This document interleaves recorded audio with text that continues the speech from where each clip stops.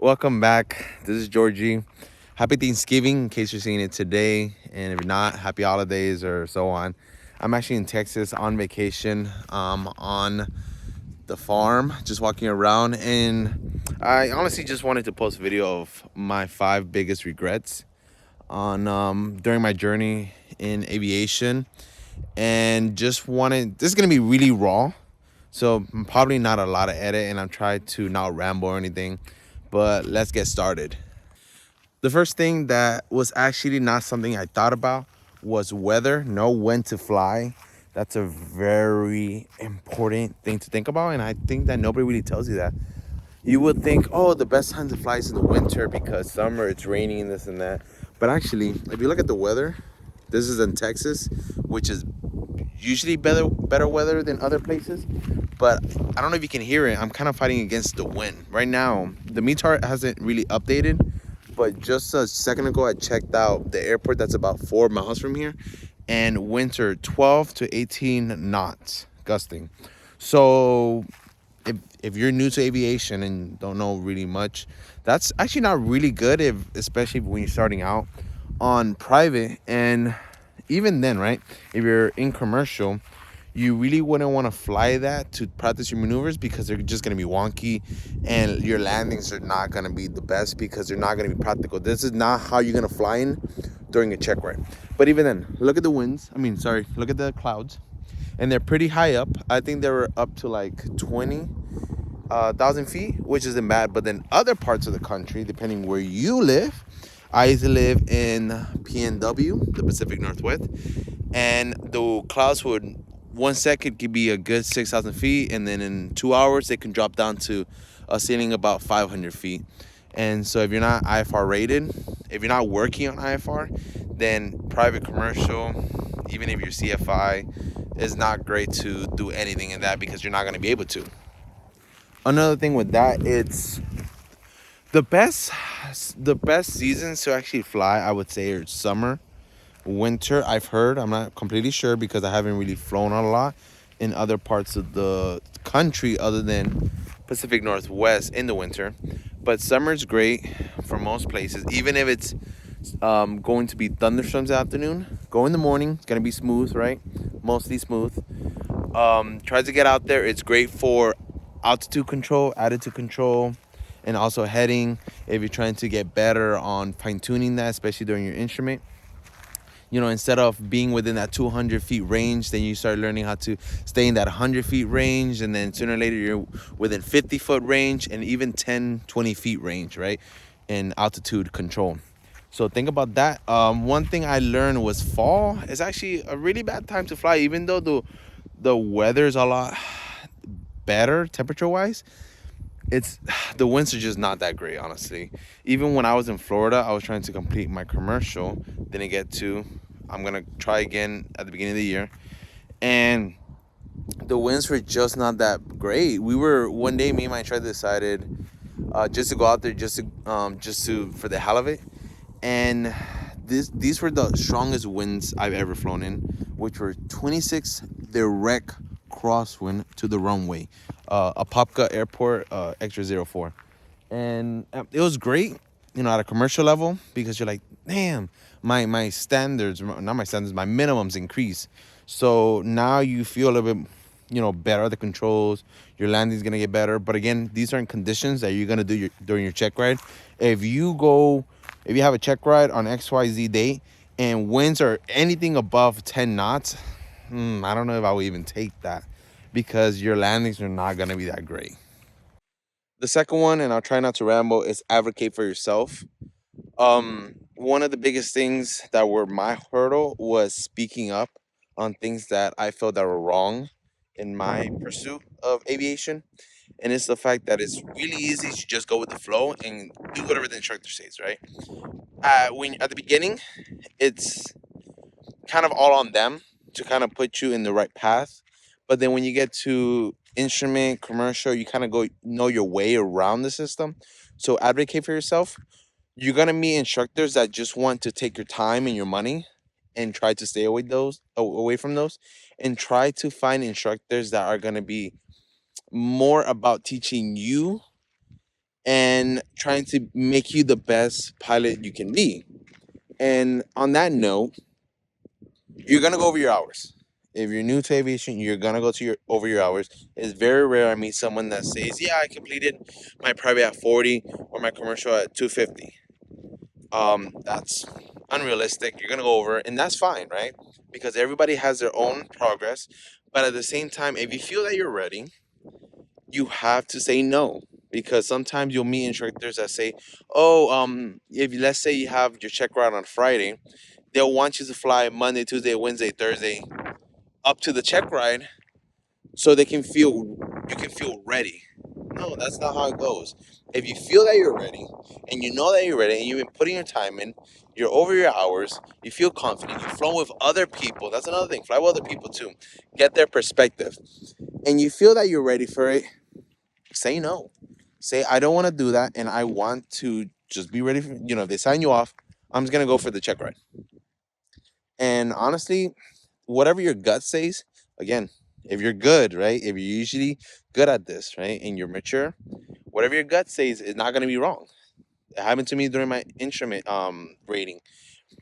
I was getting burnt out and my flying was looking kind of a little sluggish. I was within parameters, within standard, but I was just off. My instructor kept wanting me to fly, even up to the day before the check ride. And I said, I can't do that. I'm not gonna do that. I feel burnt out. I know that I know how to fly. I've flown with two or three different people, and they all said I'm good. So I'm just gonna follow what my gut says. Advocate for yourself, especially when you're young. Even if you're older, don't let them take your money. Number three, have a loose schedule. Let me give you a little background. So I took a 6 month leave, technically seven. That updated, but initially it was six.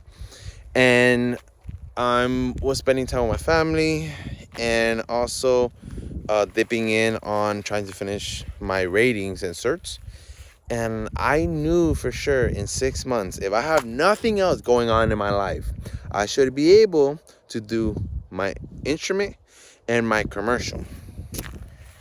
And this is kind of going off the advocate for yourself, where I didn't get to finish commercial. I was able to do instrument, but it frustrated me to the fact that I was very angry. I was frustrated that my instrument rating took so long. It took almost 4 months. And I know I could have done that in 2.5. And it would have gave me more time for commercial. But it didn't happen like that. And I'm kind of just trying to say, give yourself into the fact that you might not finish at the time you want. And that's okay. And you'll see videos around saying you can do everything in 6 months, you can do everything in a year, you can do everything in 90 days. That is, you might not be that person, and that is completely okay. I thought I could be that person and can do instrument and commercial in less than 6 months, because you'll see everywhere, if you Google it, how long commercial takes. A lot of people say it can take 6 months alone, commercial. And I had the motivations to do it in almost a month and a half. Did I get my hours? Heck yes. I'm at 273 hours right now, and I could have finished commercial, but if winds and weather were favoring me, because we had by the time I decided to call it quits for this year and start next year, because my leave is almost done, I decided to keep flying, which was kind of my fault. I felt like I kind of wasted my money there.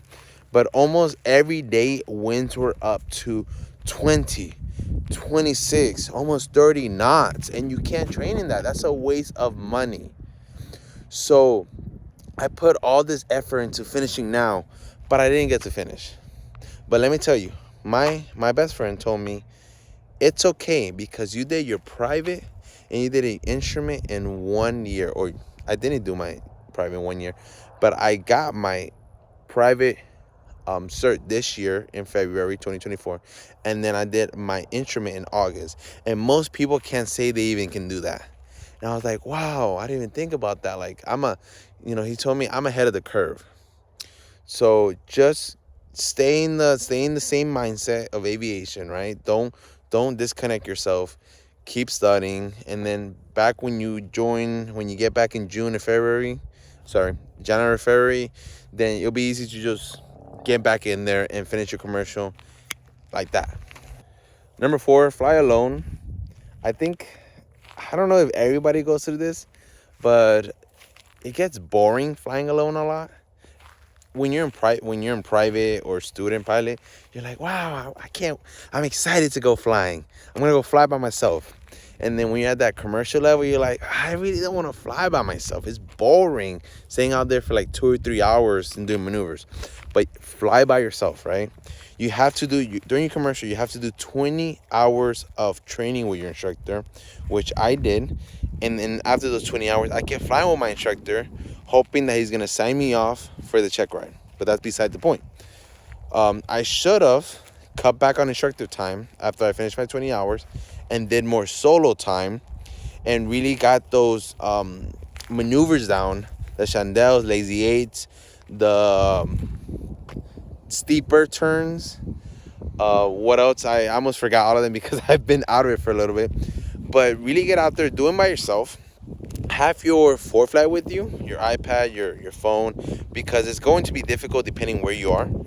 You might have a lot of traffic, which why a lot of people don't fly alone, especially for the commercial maneuvers, because you're using you're gaining a lot altitude, you're losing a lot of altitude within these big areas. So just fly. That's basically I can tell you. I'm gonna do that next time.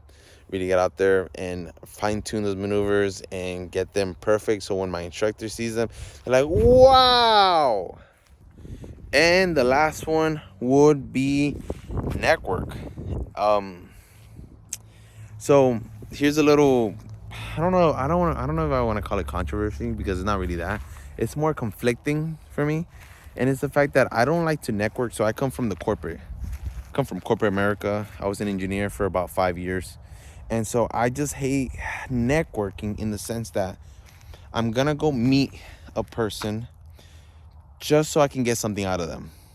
I don't like that.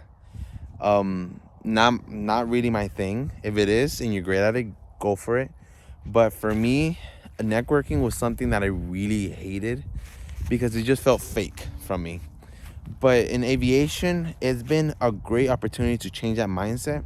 Not because I'm getting something out of someone, but because how do I put it? It's not like in corporate America, right? You meet someone and you think, oh, he's a manager. Like I maybe can ask him for a position in case I'm tired of my current title, right? In aviation, it's not like that. You fly with people, right? Maybe you become friends with someone. You don't know who they are. They could be someone of power. They could be someone that knows a guy that can get you a job, whatever. That's not how I'm thinking about it. But you're just meeting someone and new people, and you could just get lucky and you might meet the right person that gets you into the right position or right location you want. And that's what something I like about aviation, because I don't feel that pressure of having to talk to you for something. I genuinely, I'm talking to you because I just want to know who you are, get to know, your experience in aviation, and just have a chat. I've talked to so many people. Sometimes they're cool, sometimes they're not, and you're just gonna meet so many people like that, and you gotta get used to it, because if you're gonna be a pilot in an airliners or a charter, you're gonna be with people all the time that you might not like. So you gotta start building up those skills to be able to talk to people that are difficult with. Either way, you're networking, you're getting yourself out there, people knowing who you are. I've actually been able to talk to a lot of cool people that are like, man, you're so awesome to be with, and if I had the opportunity to fly with you in the future, that'd be awesome, because we could fly internationally from Florida to like Italy and have an amazing conversation the whole time. So all I gotta say with that is be cool, be awesome, and don't let other people's attitudes and their way of seeing you or whatever bring you down if you meet someone that's not it for you. So that's kind of all I gotta say. And I'll see you guys later. Bye.